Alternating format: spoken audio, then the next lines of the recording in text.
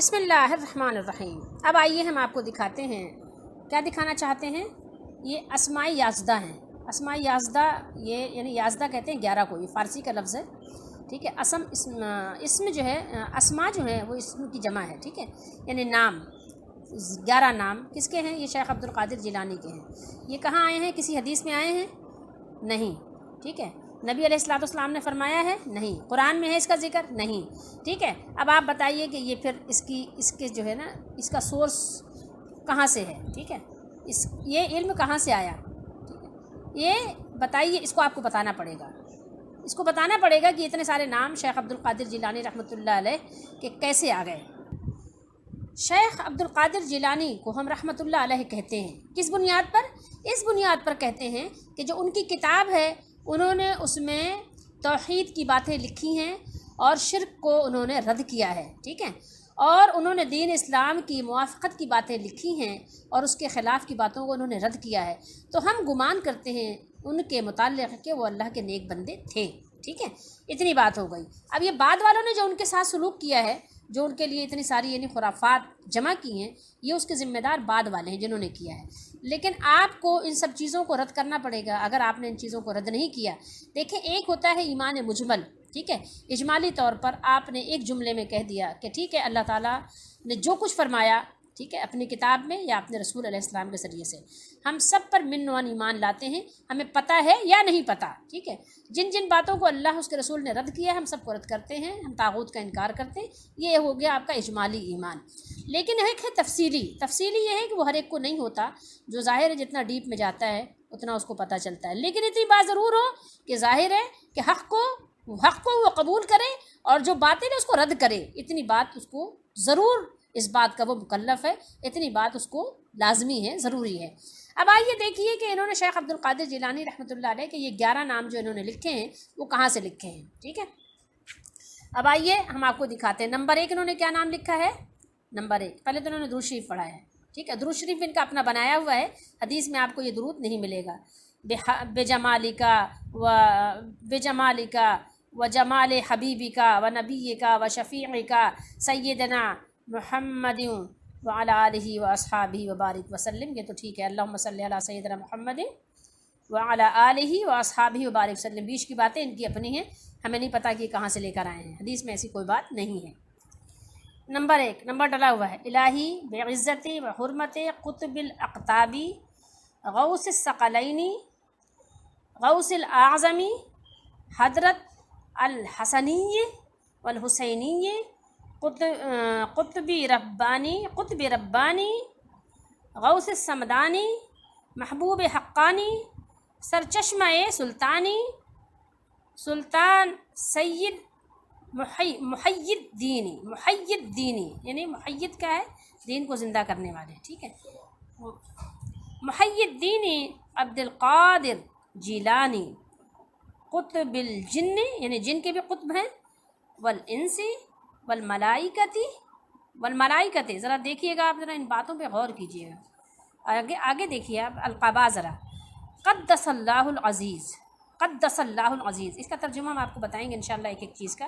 پہلے تھوڑا سا آپ ذرا سے ایک نظر ڈال لیجئے کہ شیخ عبد القادر جیلانی رحمۃ اللہ علیہ کے نام پر اتنا زیادہ شرک ایجاد ہوا ہے کہ جس کو شمار کرنا بھی اب شاید مشکل ہے۔ اب آپ اس کو شمار نہیں کر سکتے۔ احادیث کو تو شمار کر سکتے ہیں، قرآن کی آیت تو شمار ہے کہ صحابہ نے فرمایا کہ 2 لوحوں کے درمیان، 2 لوح کیا، جیسے دیکھیے ایک یہ لوح ہے نا، اس کو لوح کہا یہ، اور ایک پچھلا ہوتا ہے نا، اس کے درمیان اللہ تعالیٰ نے کلام اللہ کو اللہ کے نبی صلی اللہ علیہ وسلم نے محفوظ کر کے ہمیں عطا کیا ہے، چھوڑ دیا ہے۔ 2 لوحوں کے درمیان اللہ تعالیٰ نے اپنے نبی صلی اللہ علیہ وسلم کے ذریعے سے ہمیں قرآن یعنی محفوظ طریقے سے دے دیا۔ حدیث بھی ہمارے پاس شمار کی ہوئی ہیں، ہمیں معلوم ہے کہ احادیث جو نبی کریم صلی اللہ علیہ وسلم نے بیان کیا۔ لیکن شیخ عبد القادر جیلانی رحمۃ اللہ علیہ کے بارے میں جو بدعتیں ایجاد ہوئی ہیں تو وہ تو اپنی جگہ ہیں، کہ بدعتوں کے بارے میں تو یہ ہے کہ وہ حوض کوثر پہ پہنچ جائیں گے بدعتوں کے بارے میں، لیکن وہاں سے محروم کر دیے جائیں گے، وہاں سے بھگا دیے جائیں گے، وہاں سے جو ہے دھتکار دیے جائیں گے، وہاں سے لعنت کر دیے جائیں گے، یہ اور بات ہے، لیکن پھر بھی دیکھیں وہاں تک پہنچ جائیں گے۔ بدعت حالانکہ بہت بڑا جرم ہے، بدعتیوں کے بارے میں بخاری شریف میں ایسی حدیثیں ہیں جو رونگٹے کھڑے ہو جاتے ہیں ٹھیک ہے، بال کھڑے ہو جاتے ہیں جسم کے اور کانپ جاتے ہیں، دل جو ہے لرز جاتا ہے، لیکن اس کے باوجود بھی کہ اللہ کی رحمت سے امید کی جا سکتی ہے، چونکہ انہوں نے بدعت ہی کی ہے تو اپنی سزا بھگت کر کبھی جنت میں وہ آ جائیں، لیکن شرک کی تو معافی ہی نہیں ہے۔ ان اللہ لا یشرک ان یغفر، یعنی اللہ تعالیٰ تو شرک کو معاف کرے گا ہی نہیں۔ ان اللہ لا یغفر، اللہ تعالیٰ اس کو تو معاف کرے گا ہی نہیں کہ اس کی ذات میں شرک کیا جائے، اس کی صفات میں، اس کے احکام میں، اس کے افعال میں، اس کے اسماء میں کسی بھی طرح سے شرک کیا جائے، وہ چاہے جتنی مرتبہ لا الہ الا اللہ پڑھے، اس کا مسئلہ نہیں ہے۔ آپ نے لا الہ الا اللہ پڑھ کر جو ہے شرک کی نفی بھی کرنی ہے، ایسا تھوڑی کہ لا الہ الا اللہ آپ کا ایسا کوئی سرٹیفکیٹ آ گیا آپ کے ہاتھ میں کہ نہ وہ جلتا ہے، ٹھیک ہے، نہ وہ پانی میں بھیگتا ہے، نہ وہ ڈوبتا ہے، نہ وہ چوری ہوتا ہے، ایسا تھوڑی ہے۔ لا الہ الا اللہ آپ نے پڑھ لیا، جو چاہے کرتے رہیں، پھر آپ اپنے مطلب کی حدیثیں لے آئیں، ایسا نہیں ہے۔ تو اگر ایسا ہی ہے تو پھر آپ کے قادیانیوں کے بارے میں آپ ایسا کیوں گمان کرتے ہیں؟ لا الہ الا اللہ کے نہیں پڑھتے کیا؟ لا الہ الا اللہ پڑھ کے اگلا نبی بھی مان لیتے، لا الہ الا اللہ تو پڑھ رہے ہیں لیکن کہتے ہیں کوئی بات نہیں، مرزا غلام احمد قادیانی بھی نبی ہے، لا الہ الا اللہ تو پڑھا ہے انہوں نے۔ یا اللہ اللہ جب تک کوئی کرنے والا زمین پر ہوگا تو قیامت نہیں آئے گی، تو کیا یہ سارا بریلویوں دیوبندیوں کا اللہ اللہ ہے کیا؟ اگر آپ یہی اللہ اللہ مانتے ہیں تو کیا پھر آپ قادیانیوں کا اللہ اللہ کیوں نہیں مانتے؟ اور پھر آپ شیعوں کی اللہ اللہ کیوں نہیں مانتے؟ وہ بھی تو اللہ اللہ کرتے ہیں۔ بھائی اللہ اللہ ویسے تھوڑی کرنا ہے جیسے آپ نے پسند کیا، اللہ اللہ ویسے کرنا ہے جیسے اللہ تعالیٰ نے پسند کیا، جیسے اللہ نے حکم دیا، تو وہ قبول ہے نا۔ یا کوئی ایسے بھی آ کے اللہ اللہ کر دے تو کیا وہ اس پر قیامت نہیں آئے گی؟ کیوں بھائی، کیا وجہ ہے؟ پھر قادیانیوں پہ قیامت کیوں آئے گی؟ پھر شیعوں پہ کیوں آئے گی؟ کیا وہ اللہ اللہ نہیں کرتے کیا؟ پھر وہ مسلمان کیوں نہیں ہیں؟ سوچو نا، پھر وہ منافق یا کافر کیوں ہو گئے؟ کیسے ہو گئے وہ؟ تو اب یہ دیکھیے کہ وہی میں نے آپ کو پہلے ساری تعریف بتا دی وہی کی، اب یہ سارے نام جو ہے نا، اب ان کو آپ دیکھیے گا، یہ 11 ہیں، ایک تو میں نے آپ کو سنایا ہے بھی، اور یہ ہر ایک اپنی یعنی کہنا چاہیے کہ فی نفس ہی اپنی ذات میں ہر نام اتنا زیادہ یعنی بڑے طریقے سے لکھا گیا ہے کہ اس کی تشریح وہ کافی ٹائم لگے گا۔ ان کو شیخ عبد القادر جیلانی رحمۃ اللہ علیہ کو قطب الاقطاب فرمایا ہے، ٹھیک ہے۔ غوث الثقلین، ثقلین کیا مطلب؟ یعنی دو جماعتیں کون سی ہیں؟ ایک انسانوں کی ایک جنات کی، ٹھیک ہے، ان کے غوث ہیں، یہ ثقلین کے غوث ہیں، اور قطب ہیں اقطاب کے تمام، یعنی اقطابوں کے قطب بھی آپ ہیں۔ اور یہ سب جو بعد میں اس کا ترجمہ بتائیں گے، پہلے اس کا ذرا معنی سمجھ لیجئے کہ قطب کا کیا معنی ہے، ٹھیک ہے، پھر ہم آپ آگے چلتے ہیں۔ دیکھیں ہم نے یہاں پر آپ کے لیے یہ منجد سے یہ الفاظ نکالے ہیں، ڈھونڈا ہے، اس کے علاوہ یہ کہ گوگل پہ بھی دیکھنے کی کوشش کی ہے کہ کہیں سے یہ اس کا صحیح معنی مل جائے، ٹھیک ہے، یہ جو بھی لفظ ہے اس کا صحیح معنی مل جائے، تو جتنا جو مل سکا یہ ہمیں زیادہ تر ملا ہے اسی سے، آپ کو منجد سے، ٹھیک ہے، جو عربی لغت کی کتاب ہے، ڈکشنری آپ کہہ لیں، ٹھیک ہے۔ تو یہ باب ضربہ سے قطبہ کیا ہے؟ کاٹنا، جمع کرنا، یہ باب ضربہ سے آتا ہے، دواد ہے نا، باب ضربہ سے کاٹنا، جمع کرنا، ٹھیک ہے، یہ اس کا ایک معنی ہو گیا قطبہ کا۔ اچھا، یہ اقتبہ جو ہے، اقتبہ یہ ہے ملونی کرنا، ٹھیک ہے، کسی چیز کو ملا دینا، ملاوٹ کرنا۔ اچھا، القطبہ، ٹھیک ہے، یہ کیا ہے؟ کسی چیز کو لینے کے بعد باقی کو اندازاً بغیر وزن کے لینا، ٹھیک ہے، کسی چیز کو آپ نے لے لیا، باقی چیز کو کیا کیا؟ اندازے سے لے لیا آپ نے۔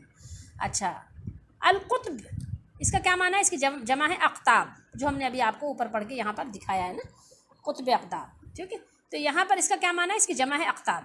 اچھا، یہ اس کا کیا معنی ہے؟ زمین کے محور کا کنارہ، اس کا یہ معنی ہے، ٹھیک ہے، زمین کے محور کا کنارہ۔ اچھا، اور اس کے علاوہ آپ کیا کہتے ہیں؟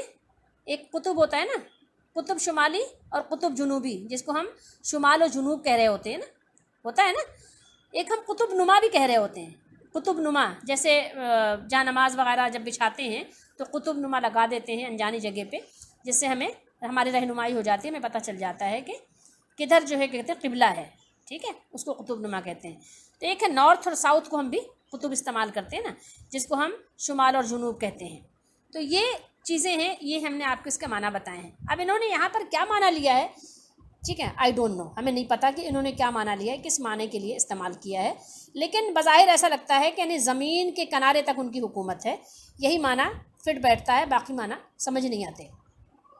اور ان کے اشعار سے بھی یہی ثابت ہوتا ہے کہ زمین کے کناروں تک جو ہے شیخ عبد القادر جیلانی کی حکومت ہے، ٹھیک ہے۔